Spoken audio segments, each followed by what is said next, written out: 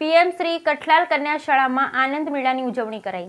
PM Shri કન્યા શાળા કઠલાલ ખાતે આનંદ મેળાની ઉજવણી કરવામાં આવી, જેમાં શાળાની વિદ્યાર્થીનીઓએ ખૂબ જ ઉત્સાહપૂર્વક ભાગ લીધો। જેમાં પ્રી વોકેશનલ કાર્યક્રમ અંતર્ગત બાળકોમાં વ્યાવસાયિક કૌશલ્યનો વિકાસ થાય તે હેતુસર ખાણાપીણાની વિવિધ 23 જેટલા સ્ટોલ રાખવામાં આવ્યા હતા।